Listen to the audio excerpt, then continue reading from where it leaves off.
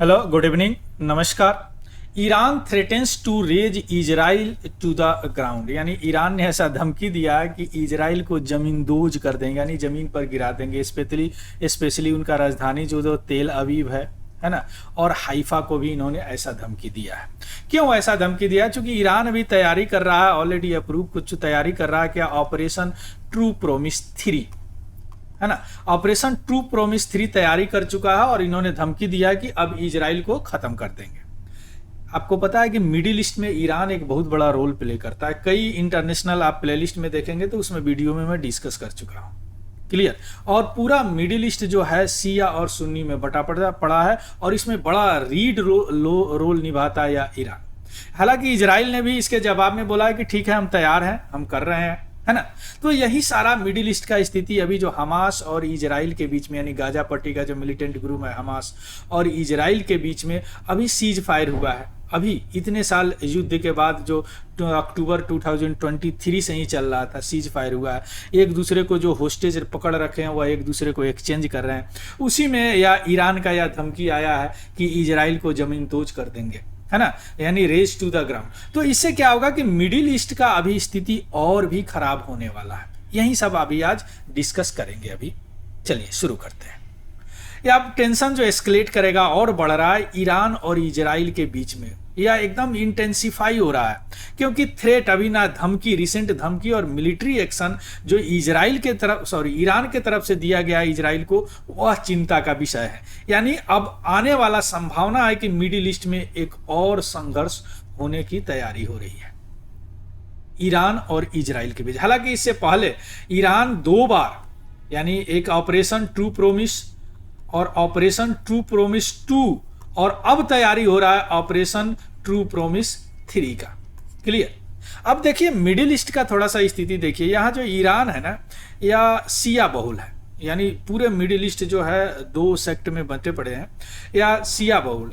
तो इसके कारण या आतंकवादी ग्रुप जितने भी है यहाँ पे, जिसको यूएसए और वेस्टर्न कंट्री घोषित किए हैं, उनको यह फंडिंग करता है। जैसे यहाँ पे लेबनान है, यहाँ पे हिजबुल्लाह है, इसको यह फंडिंग करता है। सीरिया में ग्रुप है, उसको फंडिंग करता है। इराक में ग्रुप है, उसको यहाँ आपको यमन में हौथी है, इसको पैसे हथियारे देता है, जो रेड सीप में चोरी वगैरह करते हैं, या है ना।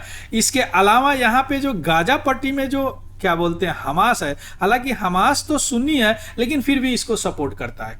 क्यों? चूंकि यह इजराइल से नफरत करता है, यानी वेस्टर्न कल्चर से यह नफरत करता है। जबकि यहाँ पे सऊदी अरब है जो सबसे संपन्न और बड़ा देश है, यह सुन्नी है लेकिन यह शांत रहता है, थोड़ा सा वेस्टर्न कंट्री की तरफ झुका हुआ है।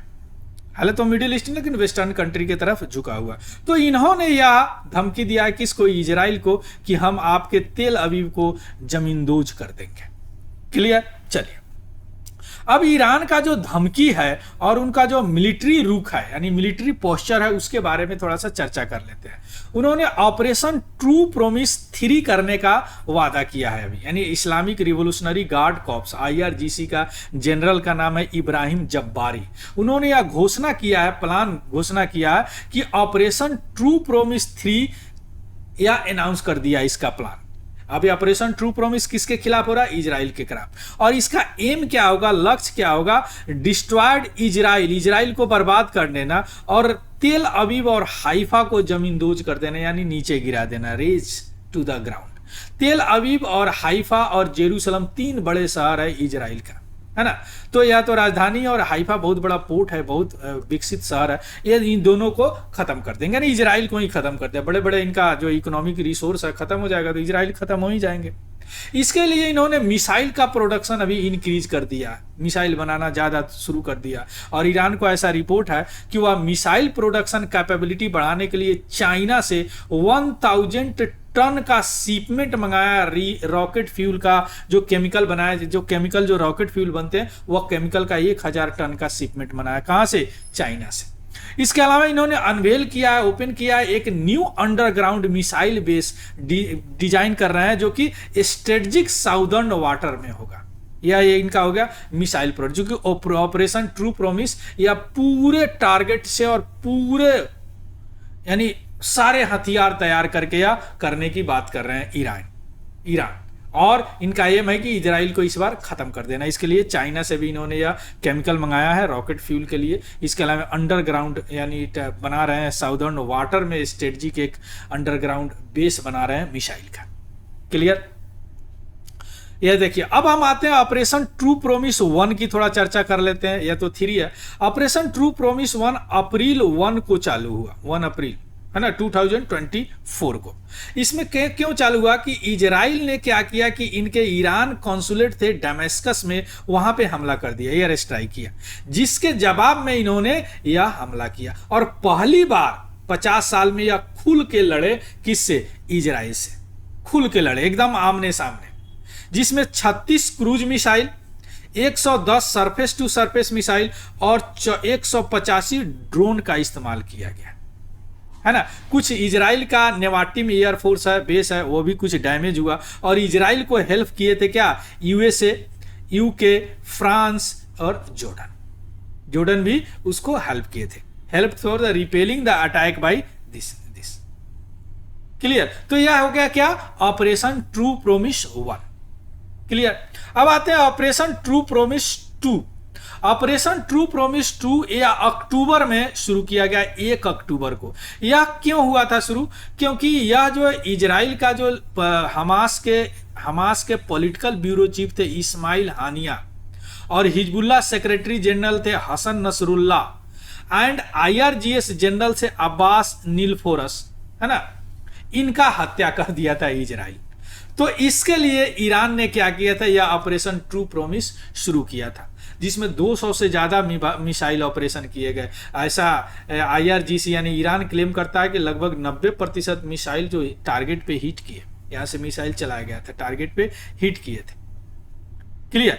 जैसे मिसाइल कुछ दो घादीर, इमाद, फतह, यह ईरान का मिसाइल का नाम है, यह उन्होंने उस पर छोड़ा था। यह दोनों बैलिस्टिक है, यह हाइपरसोनिक मिसाइल है, यानी साउंड के गति से 5 मैक से ज़्यादा, यानी साउंड के बेग 5 गुना बेग से, यानी स्पीड से ज़्यादा जो चलता है उसको क्या अंदर ही चाहे हाइपरसोनिक बोलते हैं, सुपरसोनिक, हाइपरसोनिक, है ना। 5 मैक से ज़्यादा अगर स्पीड हो तो यह हो गया क्या? Operation true promise 2।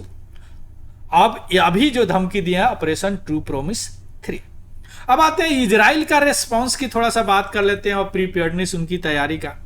इजराइल एकदम संघर्ष के लिए तैयार है, रेडीनेस फॉर कॉन्फ्लिक्ट। इजराइल के फॉरेन मिनिस्टर जो गिदोन सार है, उन्होंने इस बात पे जोर दिया है कि इजराइल पूरी तरह तैयारी में, और उन्होंने कहा है कि इफ योर इनेमी से, अगर आपका दुश्मन कहता है कि आप उसका लक्ष्य है आपको बर्बाद करना, तो उस पर विश्वास करो, हम तैयार हैं। If your enemy says his goal is to annihilate you, believe him, उस पर विश्वास करो, we are ready, हम लोग तैयार हैं। इसके अलावा पोटेंशियल प्रीइम्प्टिव स्ट्राइक यानी संभावित पूर्वव्यापी हमले की भी संभावना व्यक्त की जा रही है। रिपोर्ट ऐसा सजेस्ट कर रहा कि इजराइल माइट कंसीडर, इजराइल ऐसा सोच रहा है प्रीएम्प्टिव स्ट्राइक ईरान के न्यूक्लियर फैसिलिटी पे करने का, चूंकि न्यूक्लियर फैसिलिटी बढ़ा रहा है ना, न्यूक्लियर फैसिलिटी पे ऐसा इंटेलिजेंस इंडिकेट कर रहा कि ईरान का जो यूरेनियम इनरिचमेंट है, कोई भी यूरेनियम अगर बम बनाया जाता है तो पहले यूरेनियम को इनरिच किया जाता है, इसमें यूरेनियम का कंसंट्रेशन बढ़ाया जाता है। क्लियर? जो कि ज्यादा रेडियो एक्टिव होते हैं तो कंसंट्रेशन बढ़ा के करते हैं, है ना। जो यूरेनियम इनरिचमेंट है, हो सकता है कि वीपन ग्रेड मटेरियल प्रोडक्शन कर रहा हो ईरान, तो इसीलिए ऐसा रिपोर्ट सजेस्ट कर रहा है, इंटेलिजेंस सजेस्ट कर रहा है कि इजराइल उस पर हमला कर सकता है, ईरान के न्यूक्लियर फैसिलिटी पे। क्लियर? अब आते हैं इंटरनेशनल डिप्लोमेसी और वार्निंग की बात करते हैं, यानी अंतर्राष्ट्रीय कूटनीति और जो चेतावनी है उसके बाद। ईरान जो है अभी यूएन से कम्युनिकेट कर रहा है, संवाद कर रहा है। ईरान के फॉरेन मिनिस्टर अब्बास अराघाची, उन्होंने वार्न किया है यूएन सेक्रेटरी जनरल गुटेरेस को कि ईरान तैयार है, Iran is prepared for decisive यानी निर्णायक और रिग्रेटफुल रिस्पॉन्स। यानी अगर डिसाइसिव होगा तो कुछ तो क्षति होगा ही, तो उसके लिए रिग्रेटफुल रिस्पॉन्स जो के लिए तैयार है अगर इजराइल अटैक करते हैं, है ना, अगर इफ अटैक्ड बाय इजराइल। और अर्ज भी किए हैं उन्होंने, वैसे अर्ज भी किए हैं यूएन से कि वह प्रिवेंट यानी बचाए इजराइल के अपराध बोध और एग्रेशन से, आक्रामकता से। शुरू धमकी दे दी है और इधर ईरान से भी वह अनुनय विनय करने लगी कि ऐसा करेगा तो ऐसा करेंगे, तो उससे हमको बचाइए, किससे? इजराइल से। रीजनल कंसल्टेशन भी है, क्षेत्रीय परामर्श भी कर रहे हैं। आरागाची जो फॉरेन मिनिस्टर है वह डिप्लोमेटिक एफर्ट्स भी अपने लगा रहे हैं, जैसे वह लेबनान, सीरिया, सऊदी अरब, कतर, इराक और ओमन के जो कंट्री के जो हेड हैं उनके साथ डिस्कशन कर रहे हैं रीजनल स्टेबिलिटी के, और उन सब से सपोर्ट मांग रहे हैं कि पोटेंशियल इजरायली एक्शन का जो संभावना है कि इजराइल कार्रवाई करेगा तो उसके लिए हमको सपोर्ट दो। चूंकि हम सभी मिडिल ईस्ट में हैं तो इजराइल को हमको भगा देना है, इजराइल को जमींदोज कर देना है ना, तो यह उससे क्या सपोर्ट मांग रहे हैं। क्लियर? इसका पीडीएफ हमारे टेलीग्राम चैनल है तिवारी जनरल स्टडी, वहां से आपको मिल जाएगा, वहां से देख लीजिएगा, उसको भी ज्वाइन कर लीजिएगा। अगर इंफॉर्मेटिव लगे तो प्लीज लाइक, शेयर और सब्सक्राइब जरूर कीजिएगा, और किसी तरह का कोई डाउट हो तो कमेंट सेक्शन में बता सकते हैं। Clear? So thank you, have a good day and happy learning. Thank you very much.